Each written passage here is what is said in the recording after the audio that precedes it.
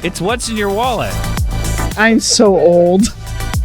I'm going to give it a 1 out of 5 explosive hot dog carts. Ritualistic blood magic. Laser shooting chesty statues. Don't watch movies unless we tell you to. A landfill with a single rose growing among the trash. A sunset on a lake. Golden light showering the landscape. A child opening a present on Christmas Day.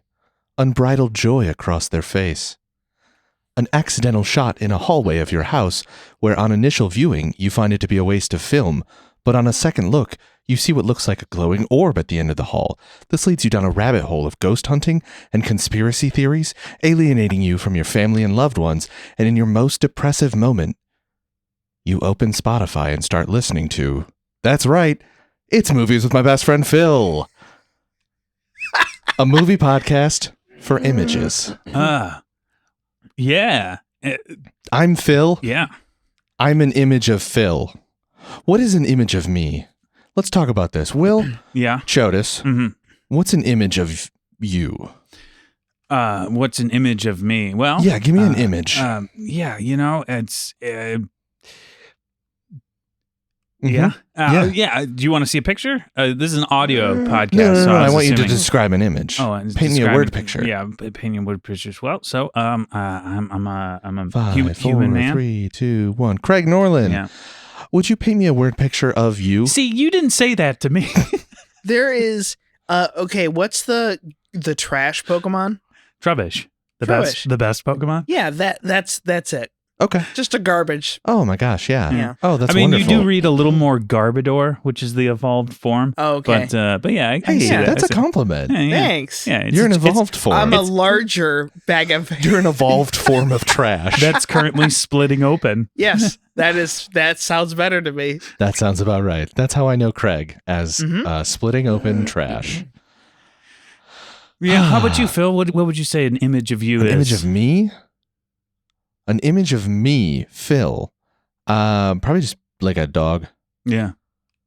Just like a dog hanging out, chilling. A dog sunning. A sunning dog. That's not really me. I'm not. I mean, like, I'm kind of an outside guy sometimes when it's summer, but I wouldn't say like that's me. A dog chilling in a house under a blanket. It's just Lucy.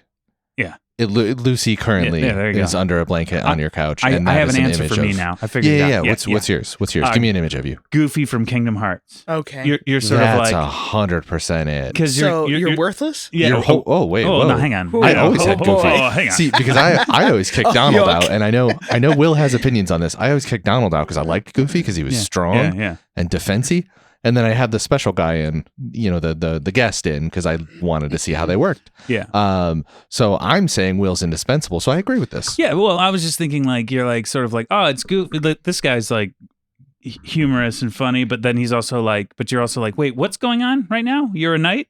And you're sort of like, I'm not sure in what way am I supposed to be taking you seriously? And at what point?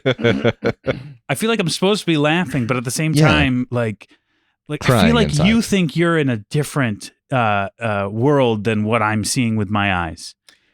Confusing is what I was getting at. Yeah. I like that. Yeah. I like that for you. Mhm. Can I just say that I had I don't remember what video game magazine it was, but it was when Kingdom Hearts came out. Yeah. And it was It basically probably wasn't Nintendo Power. no. But it was going over Good guess. each and every land and who they suggested that you sub out. Oh. And most of the time, Donald was out for like the first half of the game because he's just so easy to kill. Well, at the beginning of the game, he's almost entirely useless. Yes. But it's like if it's like 'Cause Jack, he's more of a magic user, so you want to have Donald out for that one. And Tarzan's more offense and, power. But like Donald, like when you first start the game, he's like 2 spells ahead of you. So like you get fire so that he has blizzard and fire. Yeah. And then you get blizzard and fire and then he'll get thunder. But so at the beginning of the game, like he's only got like a few spells and barely any MP. So he's useless. Yeah. But I mean, once you get to Beast, you're like, Yeah. I don't need Beast Goofy on the right team. now. I don't need anyone. I just need Beast. Yeah. And then in the third game, they were just like, hey, why don't we just have everybody the whole time? So you can have Buzz and Woody and Goofy and Donald on your team. Yeah, and then they all say their catchphrases at the same time. Yeah. So it's just wonderful. Let's make this game way too easy. Yeah, well, they fixed that.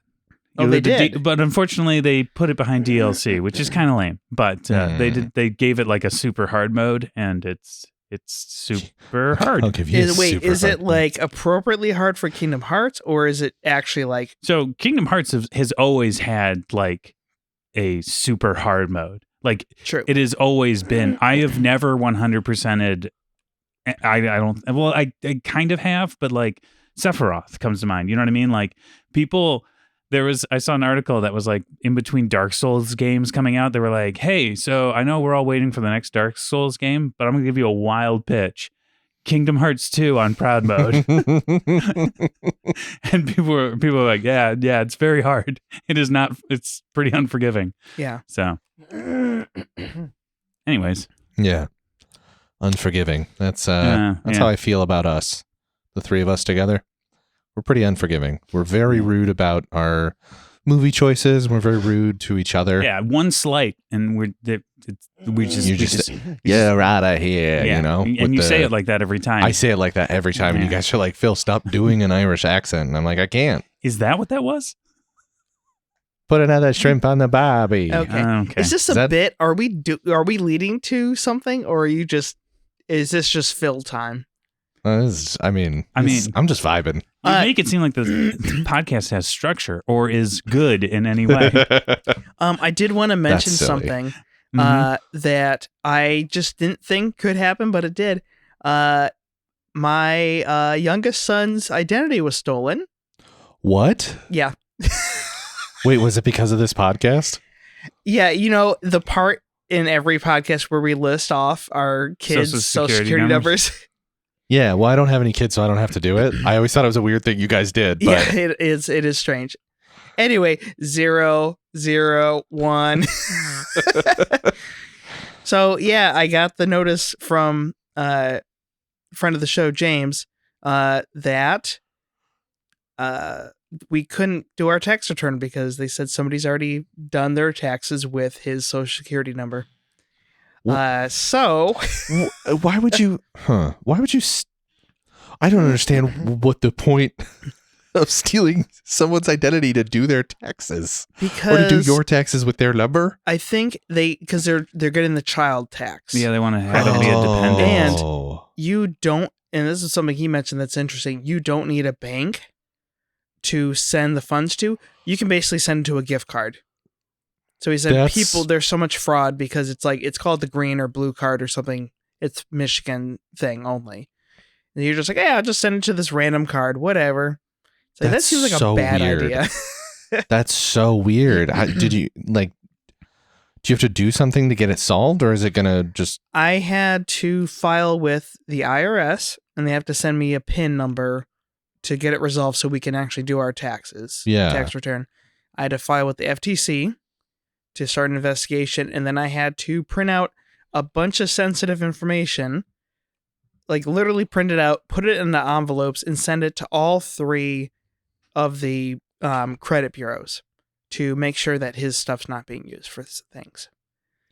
Printing out sensitive information and sending it in the mail seems like a really good way to get the identity stolen again. Yeah. They're like,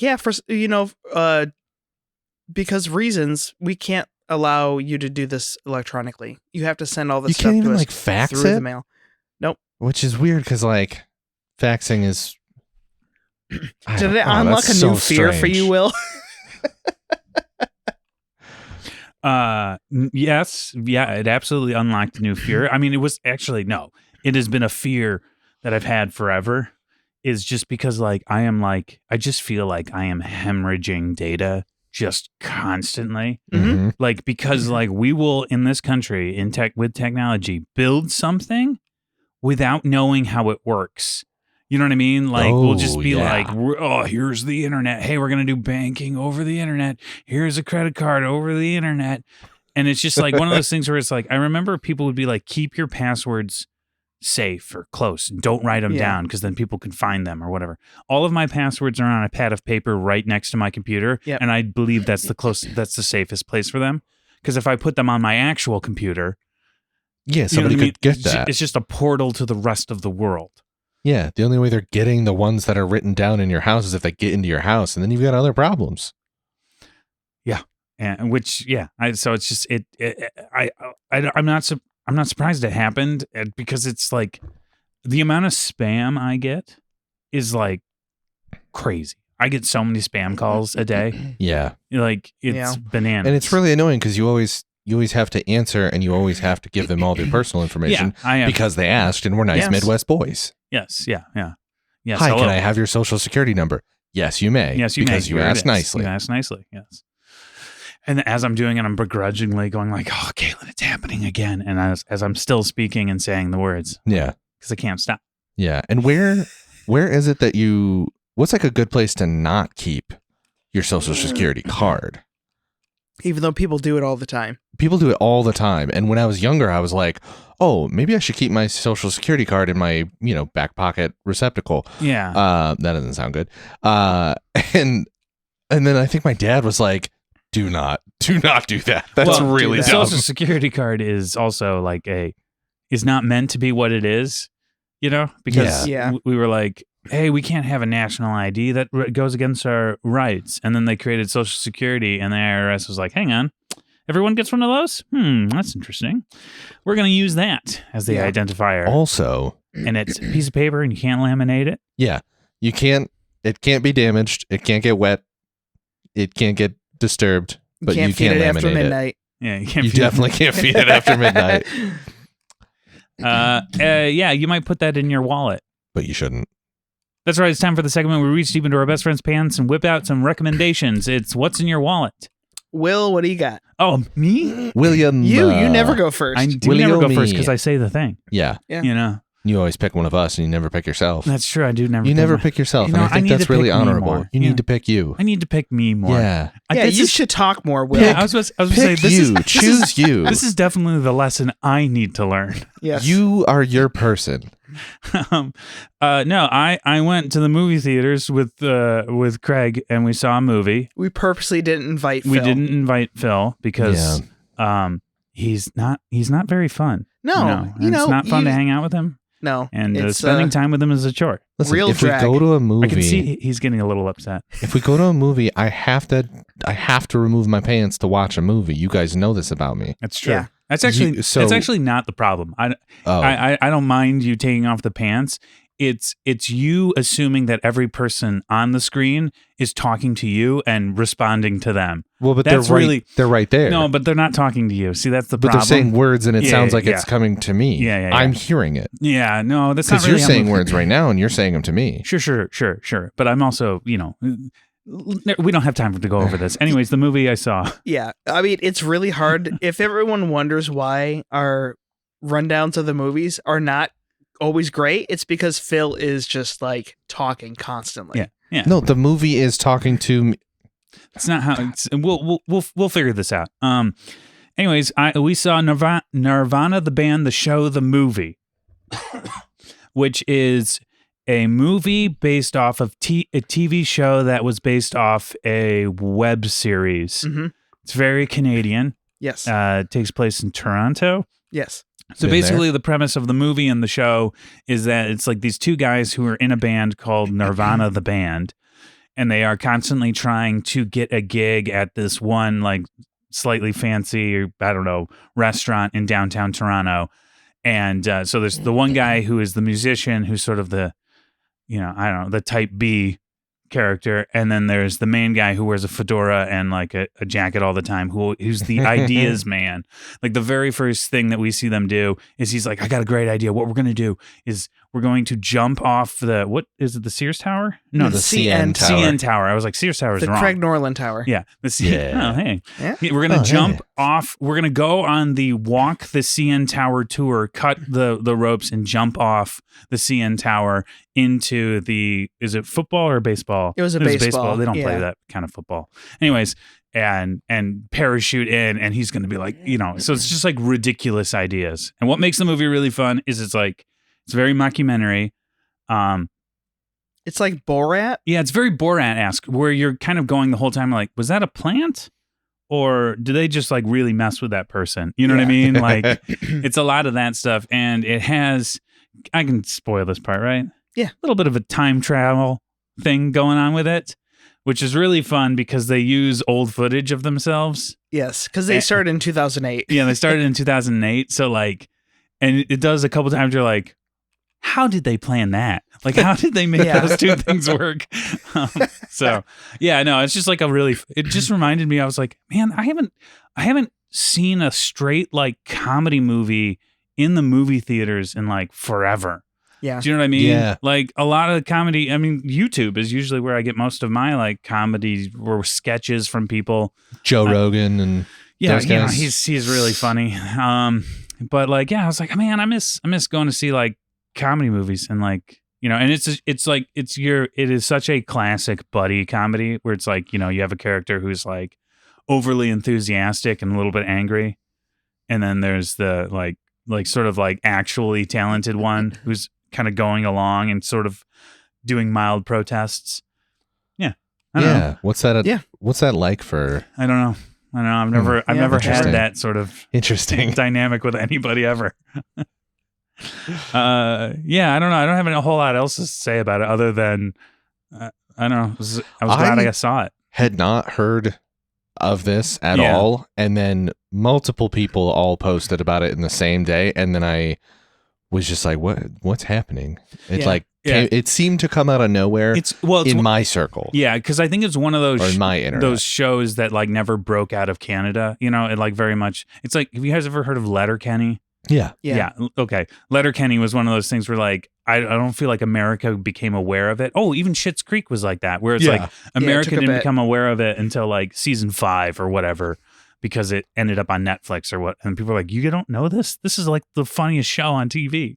Yeah. Oh, that is a good one. There's Trailer Park Boys. There's a Yeah, lot there's of a lot of really good Canadian shows, and we just don't care because I think we're self-obsessed. No, Is that a I don't. thing? I don't think it's. I see. To me, I think that is a misnomer. I think it is more that there is some executive sitting there, and they're like, Canada or whoever the companies are like who do distribution are shopping their Canadian show around to these executives who think that they're creatives, but they aren't. You know what I mean? Like Yeah. they think they understand art, but they don't, because they're businessmen who are only trying to make a for sure profit. So they go and they like watch it and they're like, I don't know. Do you think I'm not going to take a risk on it. I don't think American audiences will be into that. Blah, blah, blah, blah, blah, blah, blah. I don't think America's ready for funny stuff. Yeah. How is it trending on social media? Oh, it doesn't have as many. Where are the demographics for its clips? Oh, it's not doing so good on TikTok. I'm not going to buy it because Where are of the this, that. Demogorgons? And like as if the way the algorithm like moves information is based on talent and like, you know what I mean? Like yeah. actual quality We- and not we on just like built- random crap. Yeah, we built a system that perpetuates itself, and then we think that itself is good because it perpetuates. Perpetuates itself. Like, yeah. But also, there is probably some degree where Craig is right, where there That's are a also lot of true. people who are like, yeah. a show from Canada?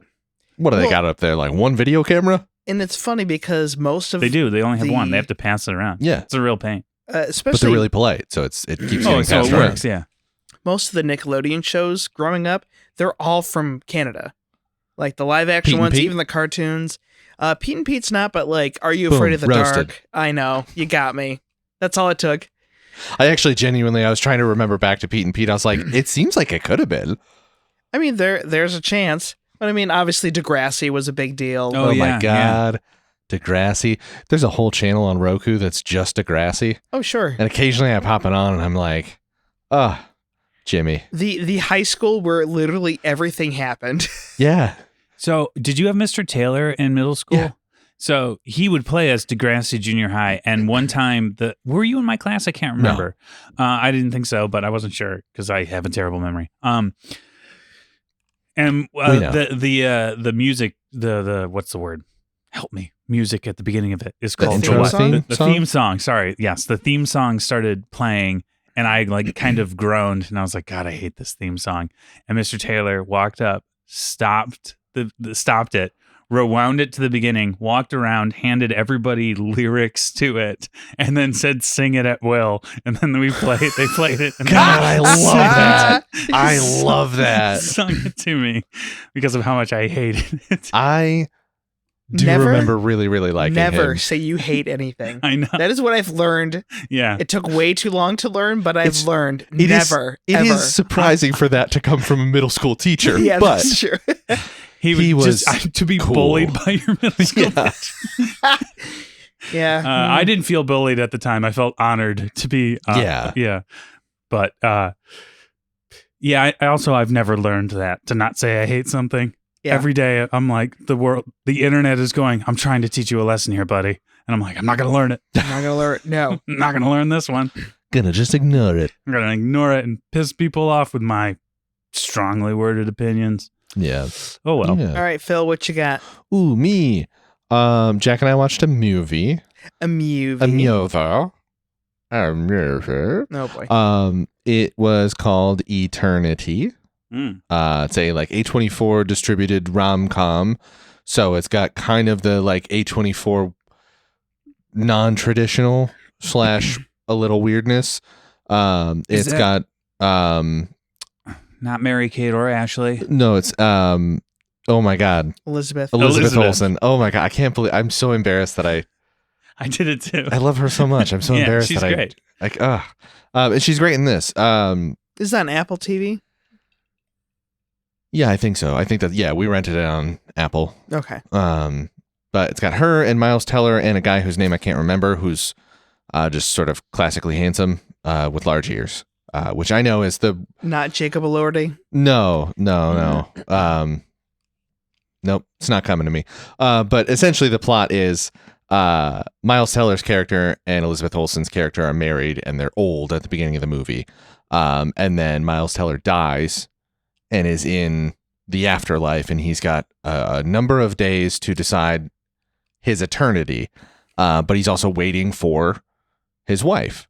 When his wife eventually passes and then gets to the afterlife, which is this like really interesting, they're very like, yeah, nobody got it right.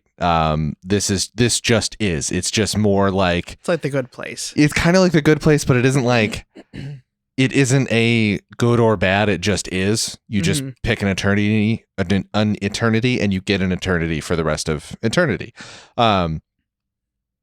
She eventually passes, and then she gets there, and they're like talking about their eternity, but the other person who was waiting for her, who waited like 60 years for her, is her first husband who died in the Korean War, who is handsome guy with large ears.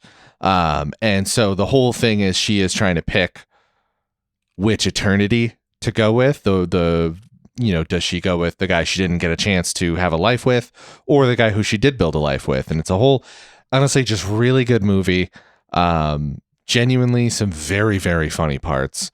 And then good like wholesome moments throughout and sad moments. And it just really good, like romantic comedy. It was romantic. It was funny. It was strange. It was like its own sort of like not wholly original, but original enough, with really good performances from everyone. It's hilarious.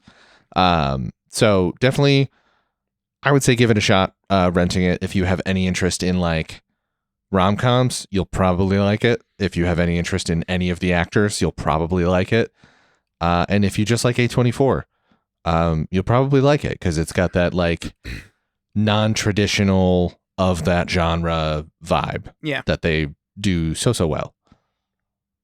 Which is weird because they're just I guess it makes sense. It's a distribution company. They like pick, but then now they're like making them, right? They've like delved into producing them. Is that That's like a thing that they're doing now. It's not just. I'm not sure. Yeah, Yeah. I don't know. They definitely have a vibe as a like. Yeah.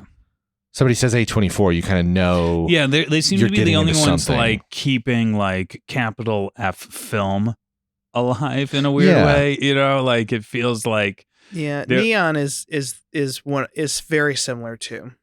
yeah. But I feel like and A24 seems like the one that also understands like they always seem like to understand the modern world also in a weird way. I don't know. They seem to be putting out or distributing like stuff that is capital F film, but also stuff that hits Yeah. like a large. Well, so Neon, that's another like distribution studio, Yeah, so or like they did they've actually had quite a few of the last couple Best Picture winners that were more unusual were Okay. there. So like Honora, that one, Sean Baker's film from last year, that won Best Picture. Okay. But yeah, I mean, like I said, they're another they'd be considered a small distribution versus 20th Century Fox or Disney or any Right. of those. And even A24 at this point has got to be It's still considered sizable. I mean, it's still I considered would say, small, yeah, but it's like a mid-size because it's popular enough now. you heard it here first. Craig Yeah. says A24 I know, is right? mid. No. Yeah, so that's what I've got. And I would like to hear from a good friend of mine. Lucy, what do you have? Brr? Oh my gosh, amazing. We love it. We Yeah. love Lucy. Moving Here on. at the show. Craig, I'm Hello. assuming in your heart you wanted to pick Nirvana, the band, the show, movie guys. If somehow Will had anything going on in his life, Boom Which I don't. roasted. Oh, I'll admit it. Yeah, then still boom roasted. yeah, I would have done that. But I'm gonna pick out two books that I read. By the way, I Yeah. like Craig's idea of something going on in your life is that you can see movies. Is that you consumed a media? What? Or read a book. My next two are books. Okay. I mean, Will, in his defense, yeah, I recommended name brand sour cream once. just So like yeah. you could open your boundaries a little bit. Sure. I'm a man of habits, and I've already said all the things that there are to say Yeah. about the things I like. That's fair. We know Will. Yeah. There's Anywho. nothing else to learn. So the first Books, eh? the books, yeah. Shorter books, they're both comics or graphic novels, whatever you want to call them. The first one is called Mickey Mouse Zombie Coffee. Okay. And this is I'm by intrigued. the French artist I'm less intrigued. Regis Loisel. I know. And it's done in the Floyd Gottfredson style because he was the You're one gonna who have to enlighten did. me. I'm sorry, Gottfredson. Like I'm not very hip when it comes to French This comics. old- French comics. Like old school French comics, the weird third sort of influencer for all modern comics. Yeah, no, I don't. Yeah. Yeah. So in the early days of Disney, when they started their comics pretty soon once they started doing their movies, but Carl Barks was doing Donald in Scrooge. Okay, I'm Like- imagining Carl Barks is a basketball playing dog. Yeah, I know, right? Yeah. Nope. Give me a second. Mhm. Karl Marx is not a basketball player. Who am I thinking of? Charles Barkley. Charles Barkley. Yeah. Nice Karl job. Barks is a socialist dog. Yes. So he was known for doing all the comics for Donald and Scrooge, and Floyd Gottfredson did Mickey Mouse. But they were like the early Mickey cartoons where he had a lot more personality. He had guns. He would be angry and just be a lot more zany. And Mhm. so the comics were a lot like that. And this is done in the style of that, where the person he's palling around with is Horace Horsecollar, who is an often forgotten character. Like even Clarabelle has been used more in modern media. I think you've seen her in like Mickey Mouse Club. And Mm-hmm. do you guys watch a lot of that? Yeah, she'll come in and have problems that the happy helpers will then solve. But I don't think I've ever seen an episode with Horace. No, I mean, because it was initially Horace and Clarabelle were a couple. Yeah. And then it kind of shifted into like Goofy and Clarabelle are not a couple, but they're kind of a good pairing. Yeah, they like paired them together. Yeah. And they're like, they're both tall, gangly, and kind of just like Strange. silly. Yeah. Okay, this guy looks kind of familiar. And so yeah, He's it's in Kingdom Hearts. So he's often like he's an Epic Mickey as like a forgotten character. And so he's come up, but like they basically stopped using him in things back in the 40s. So he was one of the characters that just didn't take off. But the whole book is very much in the style of the 1930s Mickey Mouse, where everything is pretty violent and, I mean, cartoony violent is what I mean. I mean, Mickey and Horace are like beating the shit out of Pete and all these other characters. As they should be. Yes. But it's like a cartoon cloud of like dust. How did they that kind of stuff? And it's a lot like, I mean, he has a lot of influences. It really reminds me of the old E.G. Seeger Popeye comics that I used to read as a kid. So if That you want to get into who's we reading Popeye comics? Craig's talking to all the other 100-year-old listeners. Yes, that makes sense. So if you do want to get into older comics, this is they've actually done a pretty good job of like Fantagraphics has really good high quality comic like collected works for stuff like this. A lot of Scrooge and Donald. I just got the Don Rosa Life and Times of Scrooge McDuck.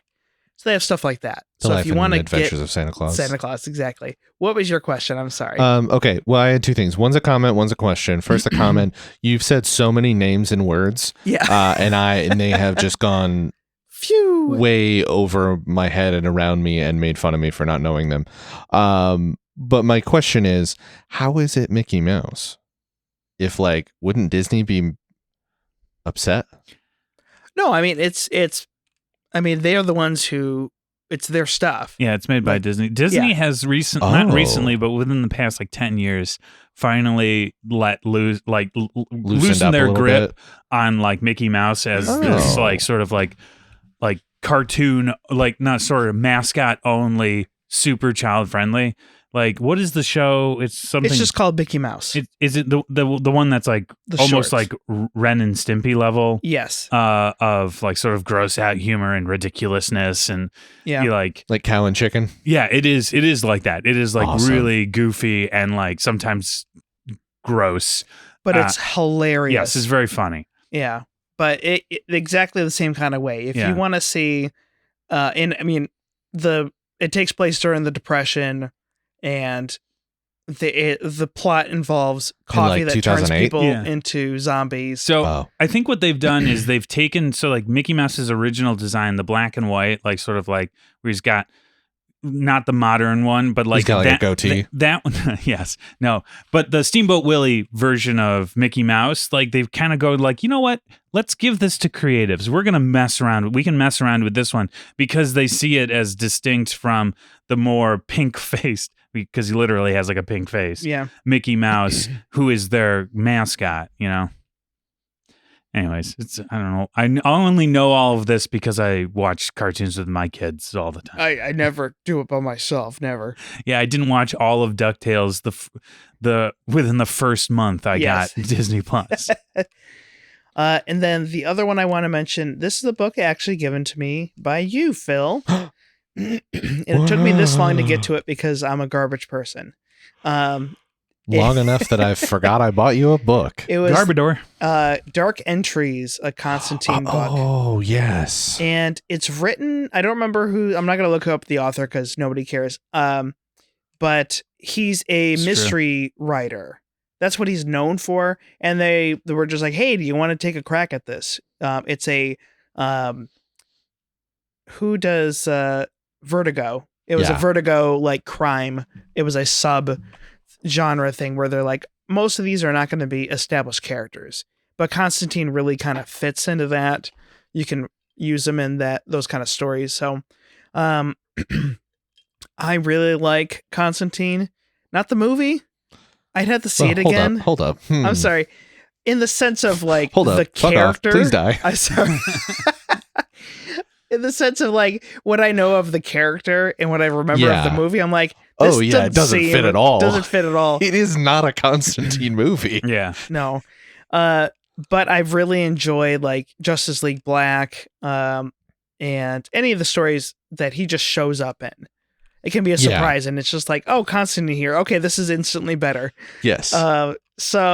But the basic premise is there's a reality TV show that these people are supposed to be scared, and unfortunately, they're getting scared by things that they're seeing that nobody else can see, and it's not the doing of the reality show. And so they want Constantine to go in there and figure out what's happening.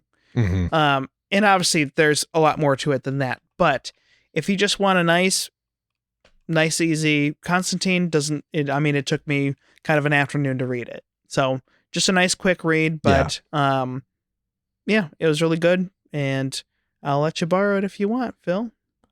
I read it before I gave it to Oh, you did? Yeah. What did you think? Oh, I really liked it. Okay. I thought it was just, like you said, it was just like a pleasant afternoon read. I think I read it in one afternoon or two, like took a break in the middle of it and then jumped back into it. It's just a fun, like, kind of a silly little romp. And it's always funny when I looked it up afterwards and it's like, oh, the reviews for it. And it's just like, I don't know if this is just how it is, but if anyone who's not a comic writer tackles a comic book character, everyone's just like, they don't understand the character at all. And yes, I'm trying to blow out the mic. I'm sorry. They don't understand This the character. sucks. This sucks. The characterization is completely wrong. Yeah. Like, woof. Yeah, because I also looked it up and everyone hated it. Yeah. Or like a bunch of people hated it. And I was like, but I read it and it was fun. Yeah, you will find there is no one more miserable than a comic book fan. Like, they are some of the most miserable people on the planet. You say that. I can actually think of one person at least who is more miserable than a comic book fan. Is it me? No, Suzanne York in the movie Images. Yes. That's right. We saw Images. It's a 1972 psychological horror film directed and co-written by Robert Altman and starring Suzanne York, somebody with a French name, and another person with a French name. The running time is 101 Sorry minutes. to the French. Nah. Yeah. Budget. I can only find its budget, but it was, and by could only find, I mean it's not listed on Wikipedia. The box office. The budget was $800,000. How do you think this movie is sitting on Rotten Tomatoes, Craig? I'm gonna say like 78. Phil? Oof, 78 feels good. I'm going to say 73. Phil's got it. 71. Okay. 71.69 for the audience score. Nice. I mean, this is not a well-known Altman film. No.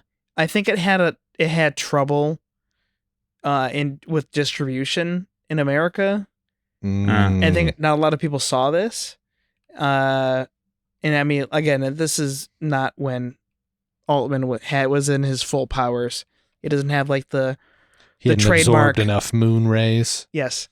Trademark overlapping dialogue Yeah. that you see in a lot of his later films. Yeah. But what's for like the audience member, and definitely not me, who doesn't maybe know Robert Altman's thing. You've seen one. Popeye. yeah. Okay. Which is Yeah, another, yeah. That's the one he's the most also an famous outlier. for. Yes. Okay. So he did like 3 Women, Gosford Park, is probably you know something what? more I don't people- think this is going to help me. Okay.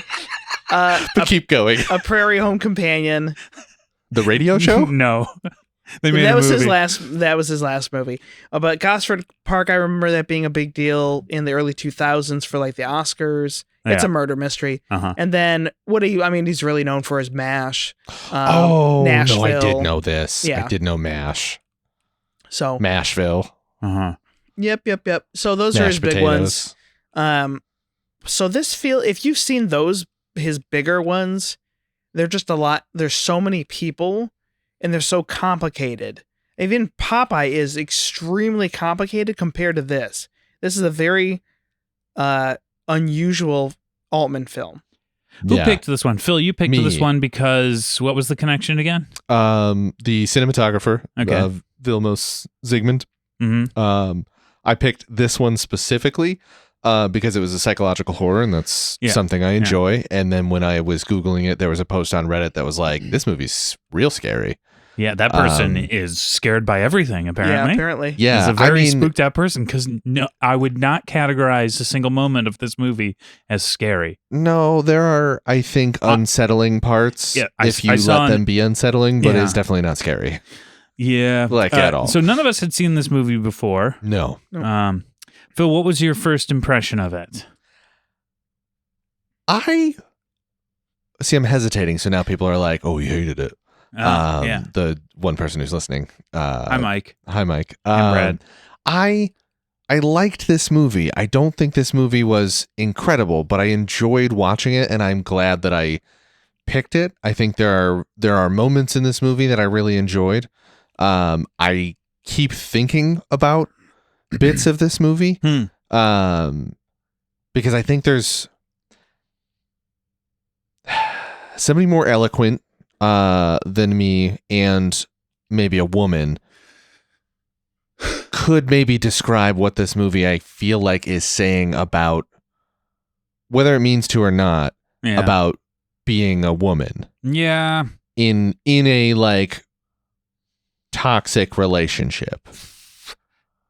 Is it though? Is it about that? Because like, I didn't get the impression. Like, see, that's the thing that I find very interesting. So I'm gonna do a little bit of for those of you who have not seen this movie, which I'm assuming is almost all of everybody or who escaped a toxic relationship. Yeah. So it is about a woman and her husband going to it seems like it's the Scottish, possibly Irish, could be France countryside. It's Irish. I think it was shot in Ireland, but it was supposed to be like sort of ambiguously European.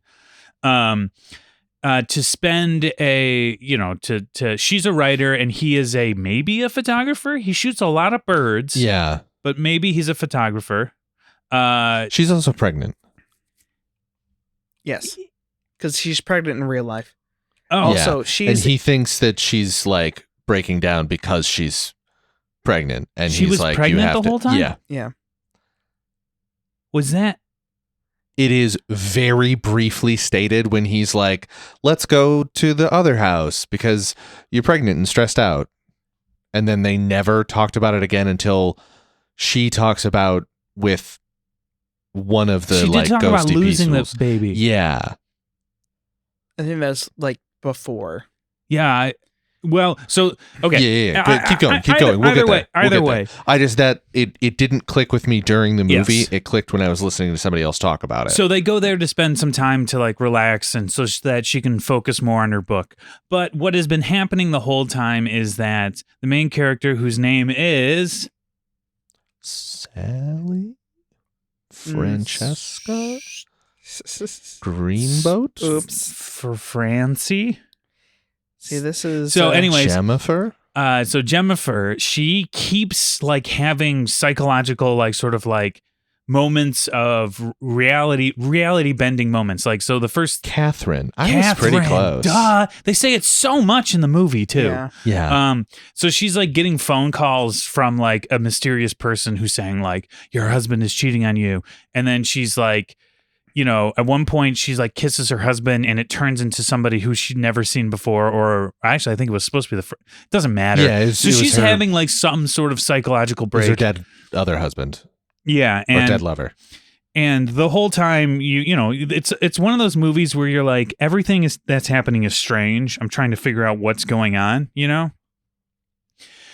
Because she starts seeing her past lovers and also people she's been cheating on her husband with, right?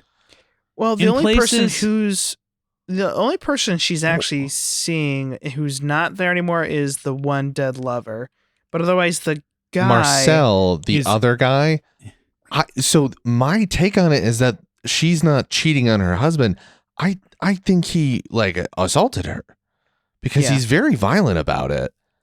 Every time he like tries to, it just feels like because he's real and he's there. I see. Sometimes. I didn't get that. I didn't get that he was being violent because it was a movie based in the 70s. I thought he was just being 70s aggressive, normal. sexual. Yeah. Fair. Where consent was just sort of an idea, you know? Yeah. And so I didn't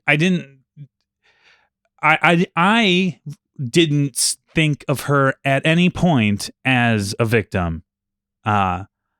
Because it seemed like what was happening was she was having a mental breakdown over the guilt of having cheated on her husband multiple times with multiple men.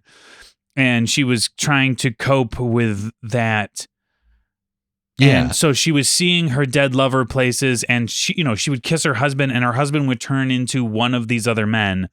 And she couldn't, you know what I mean? Like it was all. Yeah. So to me, it was like, I was like, she was not to me, like, I didn't feel bad or sorry. You know what I mean? I didn't see her as a victim at any point. Like, they didn't make me didn't feel for it. You didn't like. No, I thought she was fine as a person, but I wasn't like getting a vibe. You hated her and all women. Yeah, yes, exactly. And I said so. And I say it often. Yeah. I said, how do we feel while we're watching the movie? I said, how do we feel about the husband? Because the husband is sort of like... But we don't get like a lot of their interactions either. He is very... He can be curt and like sort of like kind of rude, but like, again, he's also is 70s. So like men, I don't know. I was like, is he just like insensitive or is he a bastard? Do you know what I mean? Like and I feel like there's a lot of space between those two things. You know what I mean? Like, and it does not give you enough to we don't decide, but I think that's... And the times that they do interact are times of high stress. So we like barely see them just like interacting. Like every time we see them, she has just done something insane or screamed or he has cut himself. You know what I mean? Or she's trying to not see her dead lover through him. You know, like, so you don't get a sense of if she's in a marriage she doesn't want to be in, which I don't think is true. I think she wants to be married to this man. Like, otherwise she wouldn't be so upset about hearing rumors of him cheating on her, or even, you know, spoiler alert, the ending wouldn't matter to her. I don't know. Yeah. So yeah, I think it's just, so Craig sent us a video. I don't know if you watched it, but I watched it. I didn't get a chance to. It's Robert Altman talking about this movie, and he was talking about his process, and he was saying he likes to shoot things in sequence as best as possible. And he also will come up with a script to sell the idea of the movie to people, but then he kind of forgets that. You know what I mean? Like he wants to go off script. He wants to improvise. And this movie feels like, with that in mind, I'm like, I don't think there was like a plan. I don't think there was necessarily like, oh, we want to tell this story about the woman's, you know what I mean? Like, Phil, I think you're, if people can find meaning in it, that's probably good. But I don't think there was like any sort of intended meaning in a lot of it. He's very much a death of the author. Like he talks about that. He's like, this is not mine anymore. Yeah. And I was reading the IMDb where he wanted York to do it, and she's like, I read the script and it fucking sucks. He's like, yeah, I know. Yeah. It's not permanent. Like none of this is permanent. Like it's just an idea. So let's just do it. Yeah, and he sold her on it. And also in this interview, he was like downplaying his like role as a director. He was sort of like, no, I just sort of set the scene up and tell people basically where to stand, sort of, just so that the camera catches them. But you bring everything to me. You know what I mean? Like you do the acting, you do the storytelling almost. And so like, I feel like this movie was one of those movies that like they just sort of like they're like, when's if it's this then? Oh, that's a great idea. And they kind of just like yes-anded themselves into a coherent plot. But I don't think it was like, I don't know. It's hard when he says all that stuff. He's like, oh, I don't give anyone, like, But you watch his other movies, like Popeye, like and Gosford Park, there's just so much going on. Yeah. I feel like there has to be a level of like, I can't have you doing that thing that you're doing. Like, you have to, like, this is not how this is not going to work with anyone else. So I think he is somebody who probably says, oh yeah, that's brilliant. Let's do it that way. Can we do it that way? And his scripty, who is a script supervisor, his assistant director, and his cinema photographer all have acid reflux at the same moment. Yeah. Because they now have to explain to him how what he thinks is going to be great is now very, very complicated and might end up costing more. You know what I mean? Like, he seems to me like, yes, it's so I don't know if he plans these things. Who knows? But like, or he's just letting them do the things. That's an interview from like 30 years after this movie. So that's true. It might have been the case for that, or like he's just blowing smoke up our ass. Yeah. So who knows? But I admire that style of filmmaking. I feel like so much of our modern version of movies is so polished and so like has to be, like people looking desperately for plot holes and blah, blah, blah, blah, blah. So like, I'm kind of like, it's sort of refreshing to watch a movie that just sort of like happens, in a way. And this one does sort of like, and so the whole time, basically what you find out, and now is she is having these hallucinations, and like, watching the movie, as somebody watching the movie, you're kind of going like, is this happening in her mind? Is it ghosts? You know what I mean? Like, is it and also how much of this is in her mind? Yeah, how much is this is in her mind? So did we mention where she's seeing herself? Oh yeah, she's also seeing herself. Like, she literally looks down at the cabin from the hill, and then she sees herself. I thought that was such a cool. That was like one of the best parts of it. It's just like, it's very eerie. It's like, I can see myself down there, and then it completely changes the perspective to being that person. That's instead. what I absolutely loved, like, is that it's we're on like a hillside looking down at the cabin that they're about to go and to, we're and looking she sees, as if we're looking through binoculars down at this person. Yeah, and she sees, because she's looking through binoculars, she sees herself pulling up to the cabin and getting out, and then we switch to that perspective and we see her on top of the thing. Yeah, now we're down with her at the house, the other looking her up at her looking up at her. And what I feel like I've seen other psychological horrors or other scenes do is you go back to the person on the mountain and it's like, oh, that's not real. I'll be there later. But what this did was, no, we switched to the person in the thing. So it's like, okay, what of the rest of this is in reality or in her mind that she's seeing? Yeah. And it does a great job. Yes. I think this is a movie that does a great job of portraying losing your fucking mind. Yeah. It's also it highlights the idea of this unreliable narrator. You know? Yeah. Because nothing in this movie is like, it doesn't feel like anything solidly happens until the end of the movie. Yeah, and it's the end of the movie, and you're like, oh. So the movie kind of is like vibing in this really weird way, and it's kind of fun to watch. And it like you're sort of like, trying to figure out what's going on. Like, how is this all working? Is this a dream, et cetera, et cetera? And then she ends up killing one of her hallucinations with a shotgun. Yeah, because she is so confident. Yeah. That it's or no, this was the French lover. The she tells him with the ex-lover who is dead. Yes, so he's a ghost. Yes, and then she realizes once she has done that, she doesn't see him anymore, and this is when the movie kind of changes from strange, sort of cerebral to like more of a thriller sort of vibe, you know what I mean? Because now she's decided what she's going to do is find a way to kill these hallucinations. You know what I mean? So she's being followed by a French lover, the one current guy who's there, but there's a version of him who she's hallucinating. And then a version of herself who keeps haunting her. Yeah. So she then makes some schemes to kill, Marcel, I think is his name. Yeah. Yeah. And, as a viewer of movies, we were like, well, she stabs him and he dies. And you're like, okay, but like, is that the hallucination or is that the guy? You know what I mean? You could tell that kind of twist was going to be happening because she's like, oh, I can't tell the difference between reality and my hallucinations. But I did discover that if I kill my hallucinations, it sets it up for, and you're just like, oh, she's going to kill the real one, and then she's going to get, it's going to be a whole thing. It's going to be a whole thing. So you do kind of go like, well, you know, and so you find out she kills Marcel, and you're like, oh no, she really killed him. Yeah, because it sets it up like the daughter comes. Yeah. And she comes in the house, and you're just like, oh fuck. Yeah. Yeah, and they do play that longer than I would have expected. Yeah. And then you find out that she did kill. Yeah, it was her hallucination. She killed it. Yeah. Yeah.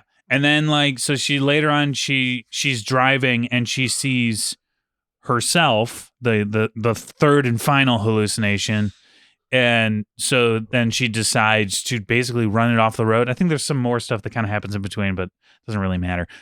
She runs it off the road, and she runs herself off the road. And there's this really funny ragdoll thing of her body falling in the river and all this stuff. And then she drives all the way back home because she's expecting her husband to be there. He had a trip or something. And her husband at this point he had to leave, and he's coming back, and she's supposed to go pick him up. Right. So she goes back home, and when she arrives, she discovers that her hallucination is still there, and then we get a shot of the person that she knocked off the bridge, and it was her actual husband. Yeah. And that's the end of the movie. And I kind of felt like, I don't know, this movie is one of those movies that didn't live up to the promise of its premise as much as I would have liked. I almost feel like I would have had more fun if it had stayed in like Bizarro Land, you know? I mean, this couldn't have ended any other way, though. I guess that's right. Wait. She ended with a hallucination of herself. How did it not stay in Bizarro Land? Okay. So what I mean by that is like, it went from like, I'm trying to figure out what this movie even is. Yeah. You know, and I liked that. That's the Bizarro Land, where it's just like, what even is this? I found that to be more fun. Once we figured out the science and the premise that, I can kill my hallucinations, I already saw the rest of the movie in my head. I'm like, I know what's going to happen. She's going to kill somebody accidentally. That's what's going to happen. I don't know who. Obviously, that's up to the movie makers to decide how they go about doing that. But at that point, I was sort of like, there's no way this isn't going to end not in tragedy. Actually, it'd be even more disappointing if it didn't end in tragedy. Yeah. You know? And so I kind of felt myself sort of like going like, is it going to be that? It wasn't. And I also didn't care at all about any of the characters, even her, which I didn't mind in the beginning of the movie when it was all strange and just sort of like, what is happening? Who are these people? What is this place? You know?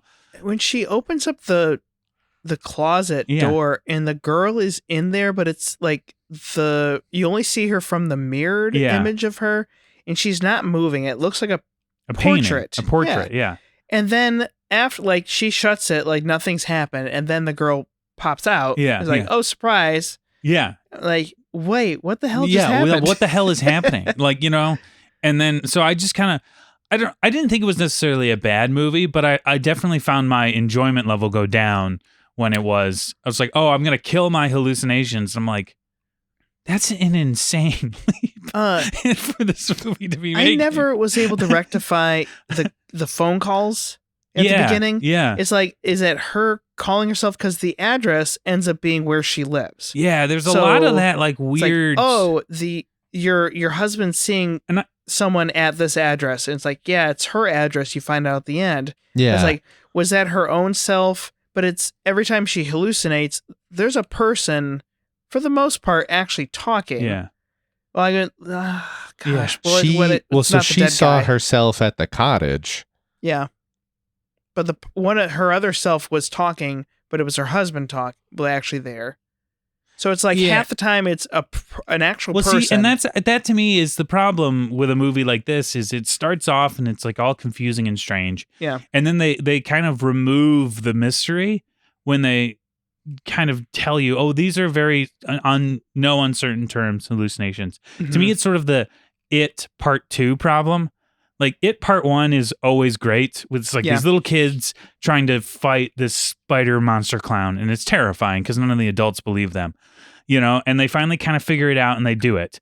And then part 2, when it comes back and they're adults, but they know what they're dealing with, is sort of like, it's just a sci-fi movie at that point, and sort of the like fun of it is gone, because it's just like, oh, we're just watching them kill a space god or whatever the fuck Stephen King says it is. Yeah. You know? So like this movie kind of did that a little bit, where it was like, oh, I thought it was maybe it was, but it's all hallucination. She's just, now, okay. I don't know. One sort of, and I'm not saying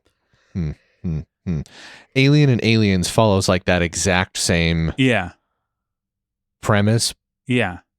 But I feel like Aliens really, really works. So I think because the threat enlarges, right? Okay. So okay. the threat of Fair. aliens is more aliens. Go from one to a bunch. Yeah. Okay. You don't get a bunch of ifs. Yeah. It's that's just the way you were describing it. I was like, that's just Alien and Aliens, but those are like two perfect movies. Yeah, but also those are two different. Those are two separate movies in a way, because there's Alien and then there's Aliens. Calling it Part 1, Part 2. It's technically the same book, so it's like it is one story. Yeah, where it's like, I don't know. It feels like it's saying like, oh, this is one story. It's staying in this genre. Whereas if you have two movies, you're like, oh, the first one's a horror, the second one's more of a military type movie, action movie. That's straight up and down action. Yeah. I think where I'm at with this movie is it, to me, hits a level of abstraction that I am into. Yeah. Where it is, there are a lot of things that are like, what is that supposed, I'm looking at this movie and I'm trying to both look at the movie as like, this is a movie that I am watching and enjoying or not enjoying, but also from her perspective, what is a hallucination, what is not a hallucination, and why are those things being hallucinated? Because there's a lot of dialogue in this there's a whole scene where she is talking to Renee, her ghost lover. Yeah.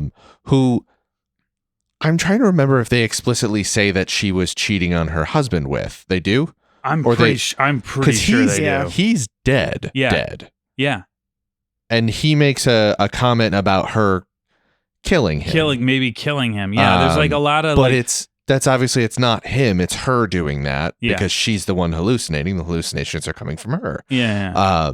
But they have a whole conversation about like, because she's pregnant and he like gives some sort of criticism to her, and she's like, oh no, I wanted to try with you, and then and I think it was like, then you died, and then and she's like on the floor scrubbing the floor.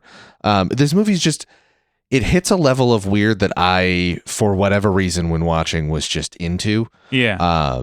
And that's all stuff that happens, like, that I was also into. It's all things that happened before she started shooting them. I still liked it through the, like, oh, she's going to kill her hallucinations. Like, yeah, obviously that's not going to go well. Yeah. And, like, one of the two guys who are alive are going to die. I'm still not 100% convinced that Marcel was real or there. I'm trying to remember if the husband... because the daughter's there. Well, the daughter's there. Yeah. But is the daughter not just a hallucination of her as a kid? Yeah, but also the husband was talking to Marcel. Okay. Like a lot. Yeah. They're all interacting. Yeah, I know that's too many levels. They go hunting together. They have like full blown conversations about wine and stuff. True. They're like standing there and talking in the other room a lot too. Yeah. But I mean, but not think every you could scene. Still, like I think not every scene is him. Like I guess that's the thing where I'm like, I guess my question is, to what end though? What do you mean? Like, because like maybe he was there or wasn't there, but then this is where you start like peeling back layers on movies, where you just start going like, well, none of it was really there. I don't know. Yeah, well, I guess it just feels like that's the point of this movie. Yeah, it is. It's that it is just weird layers on weird layers, and you're supposed to peel them back, and you're supposed to just sit down and live that ride and enjoy peeling back those layers. Yeah, and I guess to what end? I mean, to what end? Anything, I guess. This movie is it feels like one of those movies. It's like almost an impressionist painting of a movie, where you're just sort of like, oh, maybe there's something in there. Yeah. And then you go, or maybe the person who made this wasn't paying attention. See, you know what I mean? And that's why I said it's abstract in a way that I like, because I like abstract art. Yeah. I like, Craig, you said the death of the author thing. Like, I like art where I get to take it and formulate my own, which I always do, because I'm a white man. I get to do whatever I want, no matter what. That's true. But specifically with art is like, formulate my own, like, here's what I emotionally reacted to, and here's my like interpretation of events as they're unfolding in front of me, and here's what it feels like it means to me. And I think this movie did hit that for me, and the whole thing is just somebody going mad. And what does madness feel like? And it feels bad. Yeah.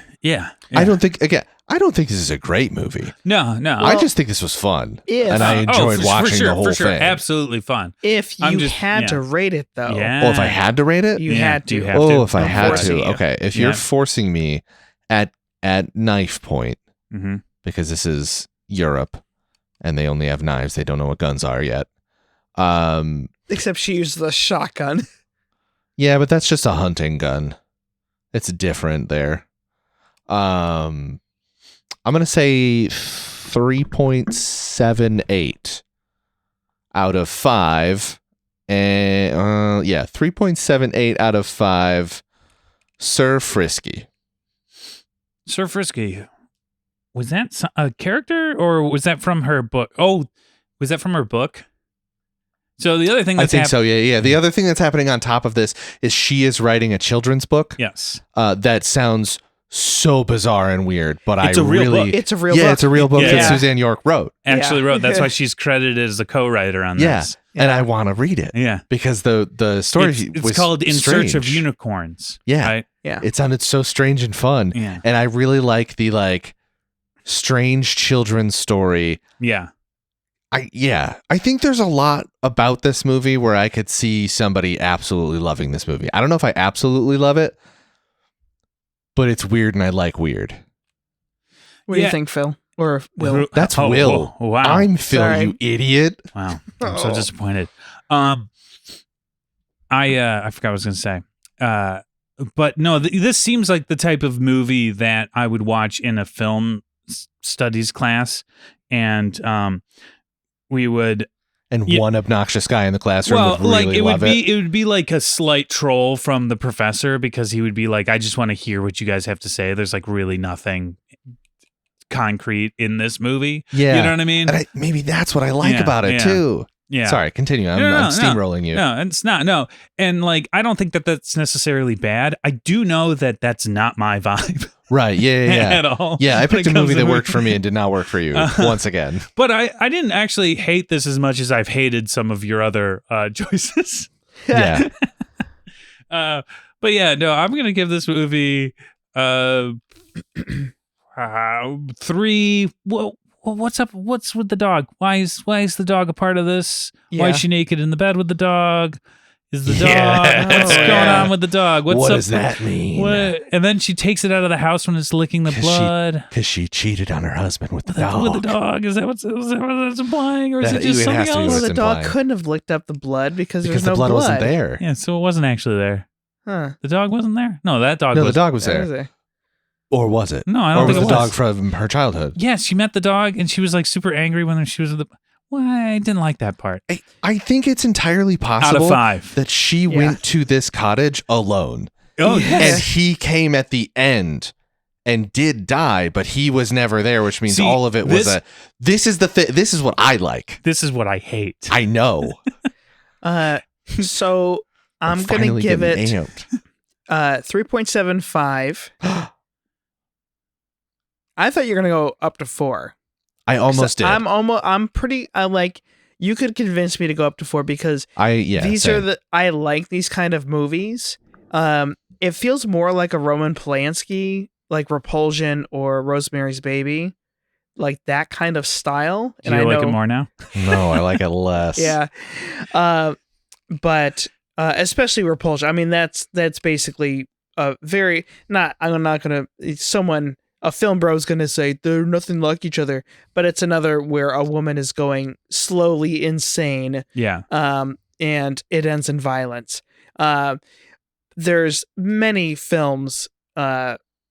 Possession. Don't Look Now. There's a lot of movies that this has influenced or been influenced by. So I've seen too many like this, but I do like what they did mostly at the beginning.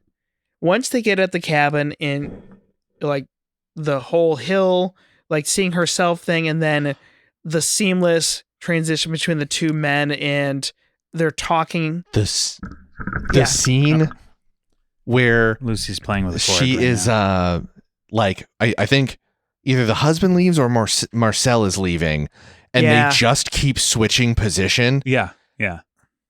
Phenomenal. I loved that scene where all three lovers just keep switching position as to where they are and who's in the scene and who she's like there, talking to and who's actually there. Really, really good. And I liked that it also makes it so she imagined the husband playing Marcel's role. And so the actor himself is able to be not just the stuffy husband. He can be the creep for a second. And again, you're just like, wait, what's happening? Why is this? Oh, okay. I'm catching up now. But 3.75 out of 5 moving cameras. Oh, which there was a lot. The camera just follows her around. Yeah. I'm sure there's some hidden meaning there. Images. Also, there's a lot of advertisement mirrors. Literally every mirror in the house basically is like an ad. I don't know. Yeah, that was weird. It's a strange movie. Yeah, it's a strange movie. Their home, I was like, this doesn't look like a home. It looks like somebody put a bed in the lobby of like a modern it really does. What is the word? Planetarium or something. It was just like really weird. But this movie's not for everybody. Yeah. I'd say there's definitely it's not for everybody. I might be one of them. Compared to the last two that we watched, I think that this is going to be more of a harder sell for most people. Fair. But if you want to get into this genre at all, I think it's a nice jumping off point. Right. So the next person who gets to pick a movie is me. I kind of got a little bit, I got stuck because I rolled writer on this movie, and Robert Altman only writes movie that he directs. Yep. So I only get to pick from half of his movies because he'll Popeye. Yeah, he didn't write that, so I can't even pick that. Shoot. You know what I mean? And a lot of them, like even on IMDb, it's not screenplay or written by. It's like based on an idea by, and I'm like, well, that's not the writer. Yeah, you know. So it was kind of slim pickings. A lot of them, and by slim pickings, I just mean like I'm not aware of his filmography all that well. Do you want to roll with advantage? Do I want to roll with advantage? A D&D term? What does that mean? You just roll again. No. Okay, I already picked. I figured that would there just be a punishment. Yeah. Because now decide at the end. Then I'd have to find a completely different thing, and we'd have to stop down the whole thing and wait for me to do it. No. So I just picked 3 women. We're gonna watch 3 women next. Okay. So, but we're stuck in Robert Altman land for a while. So Craig though is the next person to pick. This is gonna be crazy, but 3 women is on my list. Is it? No. Oh. I didn't even fucking know what it was. I just rolled. Oh no! Please don't be writer. Please don't be director. If it's direct, we have to have a new rule where if it's we can't be stuck. You can't be stuck. Yeah. Where is it? There it is. No, it's actor. Oh, okay. Yeah. That's Shelley a good Duvall's one. in 3 women. Yeah. So you can pick another Shelley Duvall movie, which also might be a Robert Altman movie. Yeah, that's true. Robert Altman movie. But yeah. So. Robert Altman was famously fickle when it came to if he liked you. Yeah. It was great. Like he really liked Shelley Duvall. Yeah. But unfortunately, when she said she was done doing his movies, he's basically like, you can't, like once you leave, you can't come back. Oh boy. Yeah. So there's a little bit of tension there because You ain't working in for a this while town there, again, woman. all of her movies were Altman Wait, movies. he's not British. No, he's not. No. So that's why that a she has British that run up accent? to Popeye.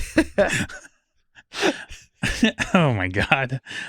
Sorry, Craig. No, it's okay. But no, that is interesting. Also, that kind of sucks. Yeah. Shirley Duvall seems like somebody who was not, who is a great actress, and the industry was not super kind to her. No, I think, she found her niche later with television, doing the fairy tale theater stuff. But no, I think she got a rough go of it, for sure. Okay. So yeah, we'll see what that movie's like. Also, I was also looking at the list of movies on IMDb, and I couldn't figure out if we could watch any of them. This was the only one that I found that was like, oh, we can rent it somewhere. Yeah. Oh, okay. Thank you for liking and subscribing to the podcast. We're on Instagram, Facebook, YouTube, and TikTok. If you want to, tell us about your Images. Dead French lover who is haunting you. Oh my God, please do. I love ghosts. Yes. Yeah. Well, but she wasn't being. It doesn't matter. This episode was brought to you by Joe Kessel. Hooray! That's my sister. If you want to hear your name shouted out on the podcast and want to help support us, consider becoming a patron at patreon.com/mumbleandshrug.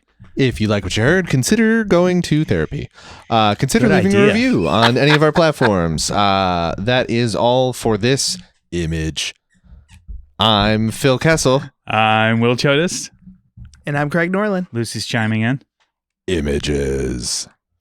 Images heap. Yeah. Emojin Poots. Images poots. And I just have one thing I'd like to say, and it's that James Cameron's Avatar is possibly one of the worst movies I've ever seen.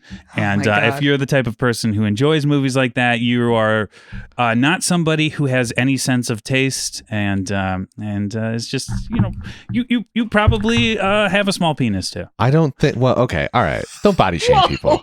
Don't body shame people, you jackass. Well. I think I'm right on this, though. I draw the line at penis shaming. Yeah, I don't. Wow. It's a very short line. It's a very short but wide line.